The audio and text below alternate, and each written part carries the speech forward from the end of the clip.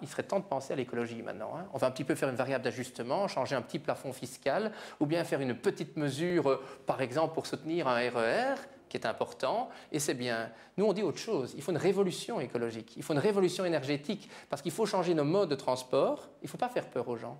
Il ne faut pas leur dire du jour au lendemain. Est-ce qu'en disant il faut une révolution, ça n'a pas l'air complètement inaccessible? Ah oui, mais c'est tout l'enjeu qu'on fait depuis 3 ans. Et je vous assure que j'ai rencontré la Confédération de la construction, l'Union wallonne des entreprises, la FEB, les syndicats. Et tous les acteurs, à part les partis traditionnels politiques, se disent c'est vrai. Pourquoi, par exemple, lorsqu'on construit nos maisons, ou bien lorsqu'on rénove des logements sociaux, pourquoi est-ce qu'en Belgique, on isole plus mal qu'au Portugal, en Espagne ou bien qu'en Grèce? Alors que ce sont des emplois dans la construction durable, dans la construction écologique, qui restent chez nous. On vient de voir VOE Forêt. Oui. Donc il y a des gisements d'emplois dans la mobilité et dans la construction. On voit que c'est le secteur qui absorbe le plus lorsqu'il y a des grosses sociétés qui ferment, qui absorbent des emplois, mais il n'est pas soutenu. Pas une ligne dans le plan Marshall. Alors, Nicolas Hulot, lui, il revendique une place de vice-premier ministre, quel que soit le parti gagnant en France, parce qu'il dit l'écologie, elle est ni de gauche ni de droite. Donc ma sous-question, c'est quoi? Est-ce que les écolos n'auraient pas dû rester une force de pression plutôt qu'un parti politique à part entière pour être plus efficace et être là à tous les niveaux de pouvoir, finalement?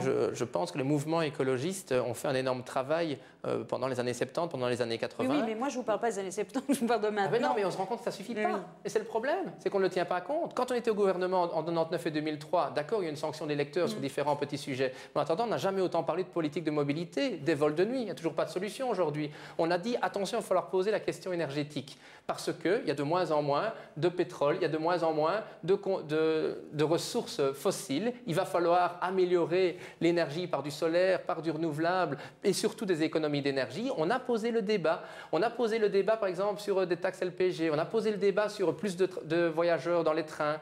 On a posé le débat aussi d'une autre façon de faire de la politique, mais là, c'est sur le côté. Lorsque des écologistes ne sont pas dans les gouvernements, les autres partis n'en tiennent pas compte. Alors, en même temps, quand les écolos sont au gouvernement, il y a un certain nombre de décisions qui sont prises et puis on fait marche arrière. On le verra tout à l'heure quand on parlera du nucléaire. Donc finalement, est-ce que le schmilblick a vraiment avancé? C'est évidemment la question. Dernière chose à propos de Nicolas Hulot, à propos des centrales et tout ça, on en reparlera. Est-ce que j'ai en face de moi le Nicolas Hulot belge? La différence, c'est que moi, je revendique... Vous savez, je ne parle pas de gauche et de droite. Donc je dis souvent, on est ancré dans les valeurs de gauche. Pourquoi? La source du parti. Ensuite, parce que, par exemple, on veut garder des services publics performants et on a notamment ce souci, par exemple, d'un financement de la Sécu. Moi, je parle souvent de conservateurs et de progressistes. Et aujourd'hui, la vraie question sociale pour moi, c'est la question écologique et énergétique. Et donc, moi, je dis, écolo, ce sont des progressistes. On a des coalitions différentes. Vous auriez pu me poser la question, tiens, c'est marrant, vous avez dit tout à l'heure, vous alliez avec des forces de droite, avec des forces de gauche dans différentes communes. Moi, je crois que nous revendiquons d'être ancrés dans les valeurs de gauche, dans un parti progressiste, mais la gauche, c'est pas rien avec le Parti socialiste, et pas dans tous les endroits du pays. Et en Belgique, systématiquement, on doit se positionner par rapport à un parti. Moi, je suis fier qu'Ecolo, depuis 3 ans, a pu de nouveau acquérir son indépendance, qu'il affirme ses idées, qu'on se rend compte fatalement. Le bon débat, c'est de savoir qu'est-ce qu'on fait maintenant. Ah oui, mais justement, est-ce qu'on joue uniquement par incitant ou bien on ose quelque part un peu le ton? Justement, c'est une question très très concrète qui concerne l'écologie. Écoutez, elle vous est posée par un prêtre qui s'appelle Étienne. Voilà, moi je m'appelle Étienne de Guélin, je suis prêtre et je travaille dans le social depuis bien des années et je suis heureux de vous poser cette question puisque vous êtes passionné d'écologie. C'est que pour moi qui suis un amoureux de la nature, et j'aime beaucoup la respecter, la faire respecter autour de moi. Mais les plus pauvres parmi nous, comment voulez-vous qu'ils puissent respecter l'environnement s'ils ne sont pas respectés dans leur dignité humaine d'abord? Alors je vous demande comment vous comptez vous battre pour que les gens les plus socialement défavorisés chez nous puissent un jour aussi rejoindre votre combat. Puissiez-vous rejoindre le leur afin qu'ils puissent rejoindre le vôtre. Voilà, comment les plus pauvres peuvent-ils respecter l'environnement quand ils ne se sentent pas respectés eux-mêmes? C'est finalement une façon d'interpréter la question de cette personne. Je vais encore avoir des mails. Quand j'ai commencé en politique, j'ai dit ça n'a rien à dire aux gens de trier leurs poubelles s'ils n'ont rien à mettre dedans. Et donc moi je rejoins entièrement la question par une réponse simple, c'est que le choix écologique, il doit être moins cher. Oui. Et donc c'est simple. Et donc le problème aujourd'hui, si vous voulez manger plus sain pour votre santé, si vous voulez manger bio, si vous voulez construire avec des produits qui ne vont pas dégrader votre environnement, votre santé, ou bien que vous voulez consommer moins d'énergie, ça vous coûte 2 fois plus cher que normalement que les produits aujourd'hui offerts ou bien disponibles sur le marché. Et donc pourquoi est-ce que ce sont toujours les gens qui ont plus d'argent ou bien des classes moyennes supérieures qui peuvent se permettre d'avoir un environnement qui est sain pour eux? Alors donc, là, d'une part, il y a l'environnement, mais il y a aussi l'éducation à l'écologie qui n'est pas à la portée de tout le monde. Donc concrètement, par exemple, vous, qu'est-ce que vous pouvez faire ou mettre en chantier pour démocratiser cette éducation à l'écologie? Bon, il faut d'abord évidemment commencer directement par l'école et par l'école primaire. Si vous saviez le nombre d'enfants qui ont éduqué leurs parents aux petits gestes pour l'environnement, hein. Moi j'ai une fille qui va trouver mon épouse quand elle écrase les œufs pour lui dire attention, les coquilles c'est utile, etc. Et donc ils sont très très sensibilisés. Il y a des bonnes émissions hein, chez vous, c'est pas sorcier, etc. C'est fantastique et ça marche très très bien. La deuxième chose, c'est notamment aussi, c'est ce que je vous disais tout à l'heure, lorsqu'on propose un logement social, on doit offrir des services environnementaux aux gens et notamment les plus défavorisés. Par exemple, de leur dire que s'ils veulent remplacer leur chaudière ou bien s'ils veulent remplacer leur châssis, ils ne payent pas. C'est-à-dire qu'on leur fait un prêt, 0%, et ils remboursent au fur et à mesure de leurs économies d'énergie. Comme ça leur permet notamment aussi d'avoir accès à des nouvelles technologies et ça crée de l'emploi. C'est ça notre pari aujourd'hui. Ce n'est pas de dire attention, parce qu'il y a toujours ce cliché, les écolos, c'est les taxes.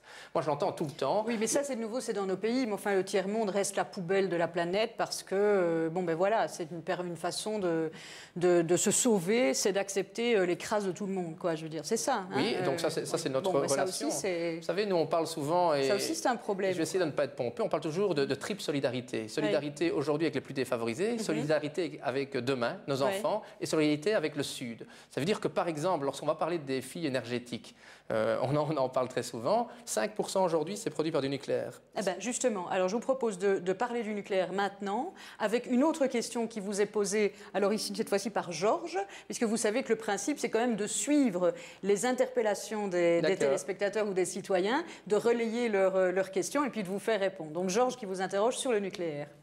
Georges Chantraine, je ne comprends pas la position d'écolo concernant le nucléaire. Il me semble que les éoliennes ne peuvent pas remplacer les centrales nucléaires qui existent. Voilà ma question. Voilà, les éoliennes ne peuvent pas remplacer les centrales nucléaires. Avant que vous ne répondiez, Jean-Michel Javot, je voudrais qu'on accueille quelqu'un qui n'est pas de votre avis sur l'ensemble de la question, sur une partie seulement. C'est votre collègue, confrère du CDH, Melchior Watley, qui est donc chef de groupe qui vient CDH à la Chambre et qui vient... Bon, c'est pas la première fois qu'il vient vous rendre visite, j'imagine. Monsieur le bourgmestre, bonjour. Bonjour, Melchior Watley, installez-vous. Merci. Sans bouger votre chaise, oui, s'il y a moyen, on vous a briefé déjà. Briefé, pas de problème. Alors, un rappel, parce que je le disais tout à l'heure, quand Écolo était au gouvernement, c'était Olivier Deleuze, on a décidé la sortie du nucléaire pour 2015, enfin d'ici 2015 et l'arrêt des centrales. Sur ces entrefaites. Mark Verwilgen a fait faire un rapport d'experts qui montre que ça va coûter beaucoup plus cher que prévu. Bref, on fait marche arrière. Non. Sur la question. C'est donc, rappelons-nous d'abord que la loi de sortie a été votée par tous les partis traditionnels. On dit toujours, attendez, sauf c'est fini, que vous et mettez une ça en abstention. question maintenant. Hein. Oui, on le remet en question. Mais moi, je n'ai pas encore vu de décision du MR, du PS et surtout pas du SPA pour dire stop, attention, demain, on va devoir de nouveau rallumer les bougies. Quand on va toucher à l'interrupteur, il n'y aura plus d'électricité et on effraie la population en disant c'est à cause du nucléaire que tout va coûter beaucoup plus cher. Quand même rappeler juste rapidement 2-3 éléments. Un, l'uranium, ce n'est pas inépuisable. Hein. Donc, comme on l'a pu le lire ce matin, il en reste pour 100 ans. Comme je vous le disais, c'est pour ça que je voulais terminer la question sur le Sud tantôt. Si on décide que l'avenir, c'est le nucléaire, que ça permet d'atteindre les objectifs de Kyoto, ça veut dire qu'il faut construire 400 centrales supplémentaires dans le monde. Ça veut dire qu'il reste pour 5 ans d'uranium. 5 ans. Et après ? Donc la question, c'est simple. Et après, on sait qu'il n'y a qu'une source d'énergie qui produit depuis des dizaines de milliers d'années une énergie qui est inépuisable, c'est le soleil. Ce n'est pas utilisé. Pourquoi ? Parce qu'on a mis 80% de la recherche en Europe et en Belgique dans le nucléaire, en voyant à court terme, en se disant on va trouver une solution pour les déchets, qu'on n'a toujours pas trouvé, en se disant aussi pas de problème de sécurité, on n'a toujours pas trouvé non plus pour la sécurité. Oui. Et donc le nucléaire, c'est une solution transitoire. Alors le débat, moi j'ai jamais entendu Melchior Watley ou Didier Reynders dire qu'on va construire une nouvelle centrale. On dit juste qu'il faut prolonger la durée de vie des centrales. Vous voulez tous les deux la sortie du nucléaire. Qu'est-ce qui vous différencie? Il y a deux choses sur lesquelles je pense qu'on peut être d'accord. Enfin, Vous allez pouvoir me dire si effectivement vous êtes d'accord ou pas. Le premier, c'est qu'il faut respecter les objectifs de Kyoto. Ça, je pense que on est d'accord. On est suffisamment jeune en politique pour ne pas laisser à nos enfants une planète avec un réchauffement climatique tel que ce serait inacceptable. Donc,